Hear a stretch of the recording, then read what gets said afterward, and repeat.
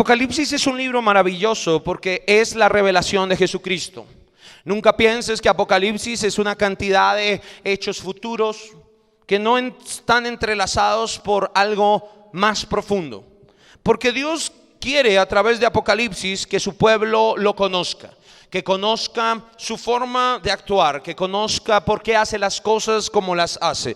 Dios tiene un plan. Dios no actúa por casualidad, no actúa no improvisa en lo que hace. Él tiene un plan perfecto y Apocalipsis nos revela detalles maravillosos acerca del plan de Dios. Y es por eso que estamos estudiando este libro extraordinario que es la revelación de Jesucristo.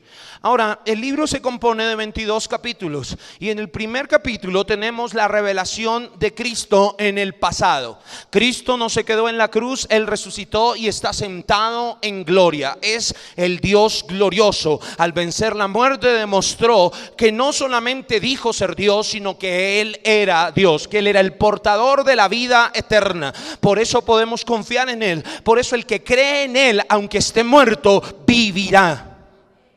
Él es la resurrección y la vida. Él tiene las llaves del Hades, del infierno, de todas las cosas, y por eso vale la pena confiar en Él. En los capítulos 2 y 3 tenemos la revelación presente de Jesucristo. Los capítulos 2 y 3 de Apocalipsis nos hablan de las 7 iglesias. 7 porque 7 es el número de la perfección. Cuando algo está completo ha llegado a su 7. Es el número de la plenitud. Y Dios en este tiempo ha llegado a su plenitud, porque no se necesitaba. Dios no solamente vino para que lo conociéramos a través de Jesucristo, sino que Jesucristo vino a edificar una iglesia. Y nadie puede conocer a Dios sin la iglesia. Aquellos que dicen: yo tengo una relación personal con Dios, pero no necesito ir a reuniones, no necesito conocer a otros cristianos, yo no necesito la iglesia porque en el secreto yo conozco a Dios. Lo tiene una revelación incompleta del Señor. Porque la revelación completa del Señor viene cuando conoces a Dios en el secreto y lo buscas apasionadamente, pero también cuando manifiestas ese amor por medio de la iglesia. Nadie va a estar en el cielo si no ama a la iglesia, porque es la iglesia la que va a estar en el cielo. Quien rechaza la iglesia, no se puede relacionar con ella, está en problemas. Porque ¿quiénes son los que van a estar en el cielo? La iglesia. Y por eso Dios nos está preparando desde este tiempo para que aprendamos a amarnos. Un día en el cielo será fácil amarnos cuando todos seamos santos y perfectos. Pero Dios quiere pulirnos y prepararnos en este tiempo, cuando todavía hay naturaleza carnal en nosotros, cuando todavía somos imperfectos. Pero Dios nos usa como piedras. A unos a otros nos hace rozar, golpearnos unos a otros para irnos puliendo, para que cuando lleguemos al cielo lleguemos sin ninguna mancha, sin ninguna arruga, totalmente santificados en Cristo Jesús, por su palabra, por su espíritu y por su iglesia. Pero ese es el plan presente. ¿Cómo conoces a Dios en el presente? Por medio de la iglesia. Pero desde el capítulo 4 hasta el capítulo 22 encontramos la revelación futura de Jesucristo. Una vez que el Señor Jesucristo termine de reunir su iglesia y la última persona reciba a Cristo en su corazón, en ese momento la iglesia es raptada al cielo y empieza a correr el reloj profético o el reloj del plan futuro de Dios desde el capítulo 4. Y ese plan de Dios comienza con 7 años. Todos los sucesos contenidos desde Apocalipsis 4 hasta Apocalipsis 19 duran 7 años. 7 años. Apocalipsis capítulo 4, Apocalipsis capítulo 19. Se desarrollan todos esos sucesos en 7 años que son conocidos como la semana 70 de Daniel o la semana de la tribulación. Y es allí donde nos encontramos. Durante esos 7 años la iglesia está en el cielo. Y los que rechazaron a Cristo, los que no creyeron el evangelio, los que se ocuparon de las cosas de este mundo, de las cosas carnales, los que dejaron en segundo lugar al Señor, para aquellos para los cuales Dios sencillamente era una religión y nada más, pero no era verdaderamente el Señor su Salvador, su Señor, su Rey, su todo, se quedaron en la tierra por rechazar a Cristo, el evangelio y al pueblo de Dios. Y esos 7 años en la tierra son un tiempo de tribulación, un tiempo de prueba, un tiempo de angustia, un tiempo de sufrimiento por haber rechazado el amor de Dios. Y es allí donde nos encontramos. Desde el capítulo 4 hasta el capítulo 19, 7 años en la tierra de gran tribulación. Y hemos visto cada uno de los detalles, de los hechos, de los personajes más importantes de esta porción, ¿sí? De estos que van a tener lugar durante estos 7 años.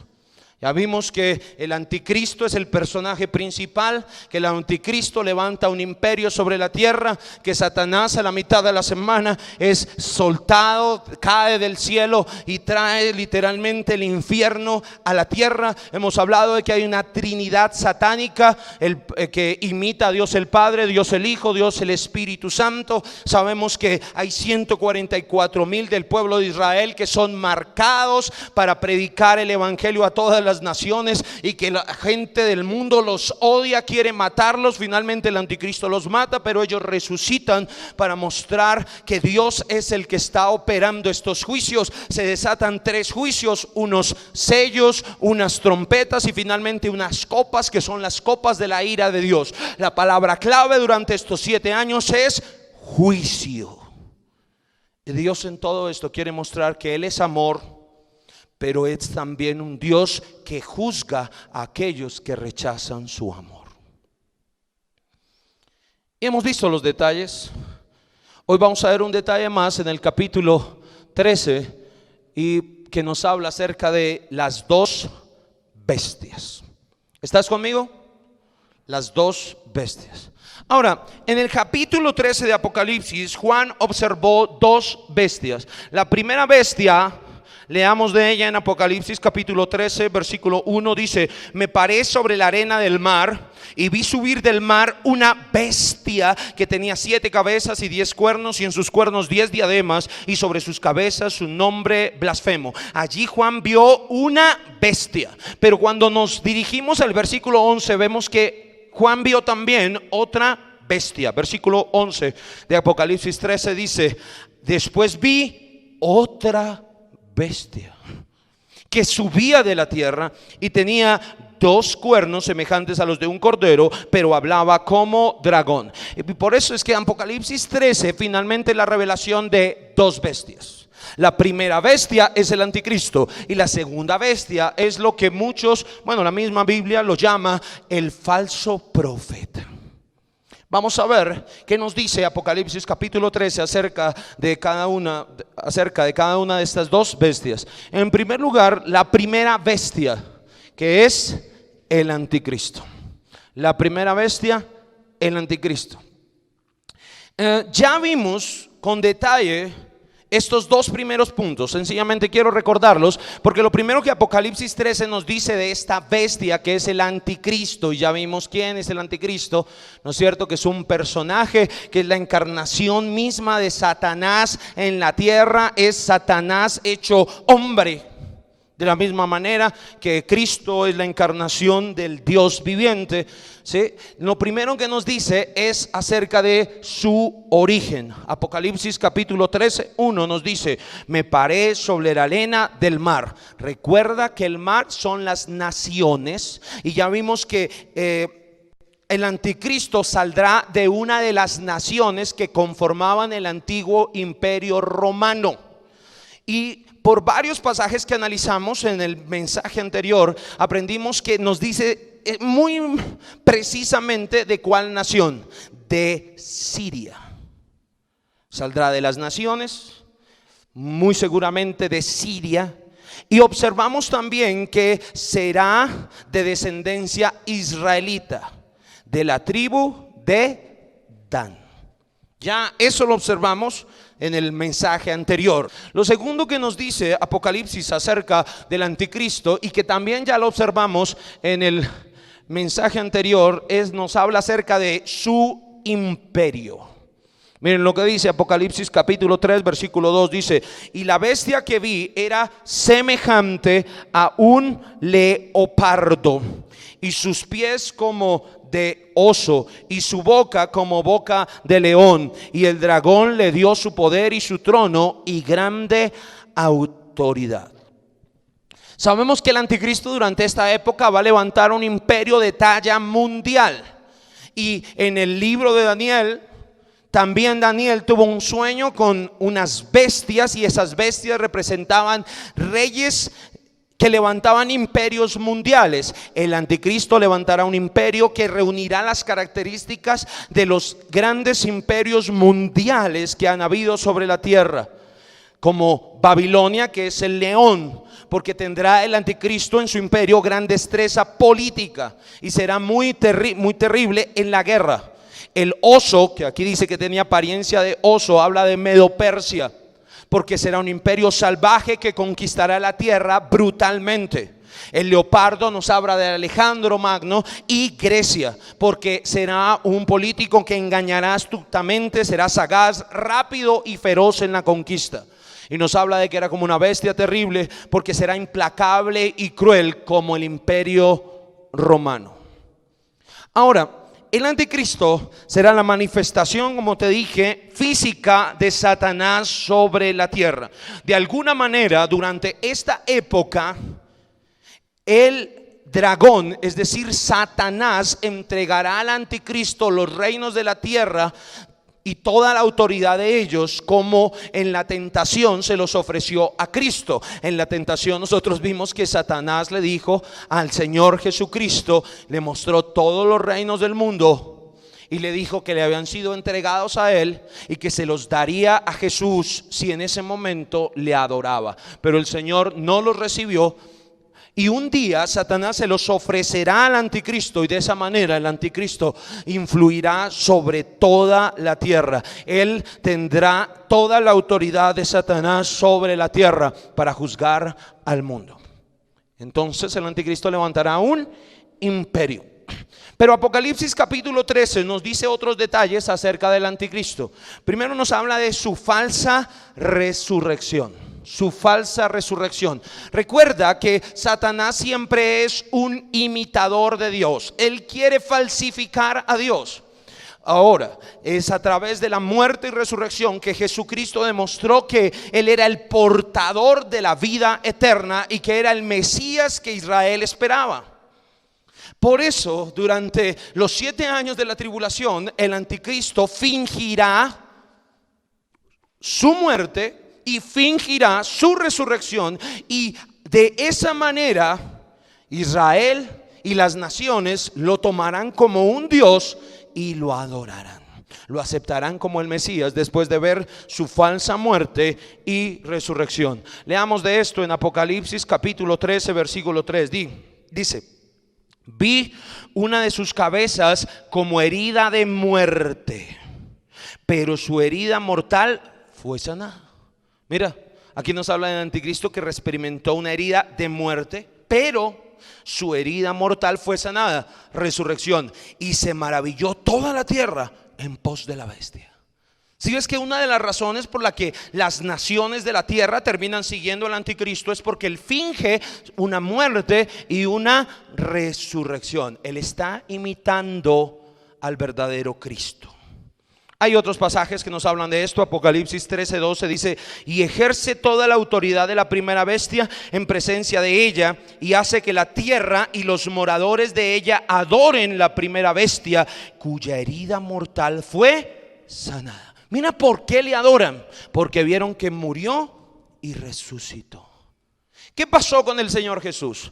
Cuando el Señor Jesús vino a la tierra, Él predicó. Pero dice en Juan 7, por ejemplo, que sus hermanos no creían en Él. Sus hermanos de sangre, los hijos de María, no creían en Él.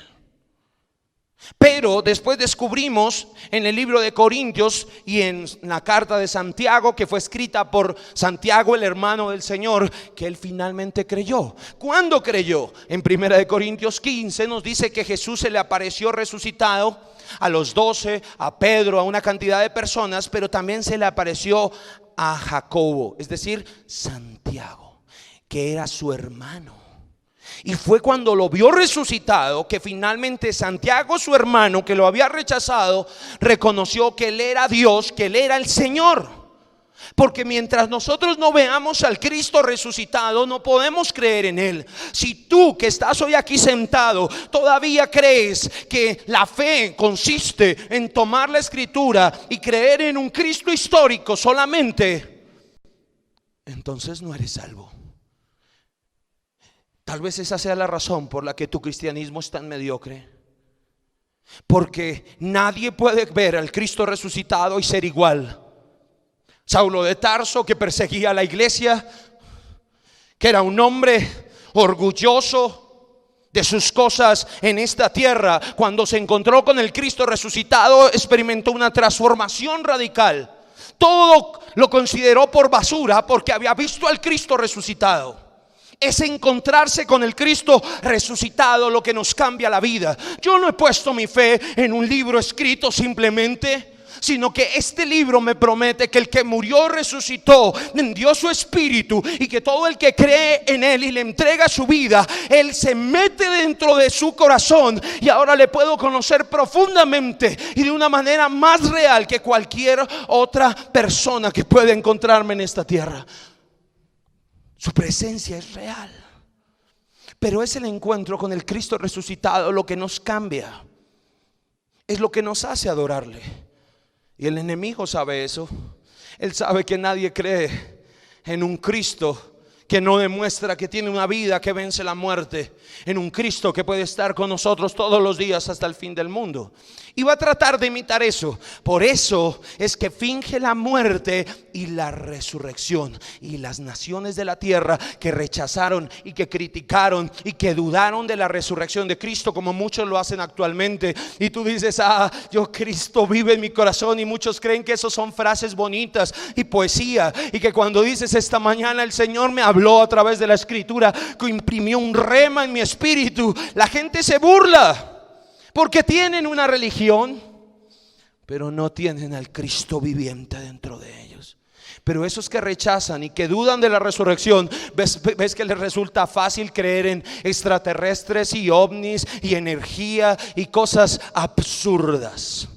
Y esos mismos, un día que negaron la resurrección de Cristo, aceptarán la falsa resurrección del anticristo y le adorarán. Van a ser engañados. Mira lo que dice Apocalipsis capítulo 13 versículo 14. Dice: y engaña a los moradores de la tierra con las señales que se le ha permitido hacer en presencia de la bestia, mandando a los moradores de la tierra que hagan imagen a la bestia que tiene la herida de espada y vivió. ¿Sí es? Porque le adoran porque tuvo una herida de muerte, de espada, y vivió. Es por esta muerte y resurrección que hace el anticristo que todos lo acepten como el verdadero Mesías. Entonces va a experimentar una muerte y una resurrección.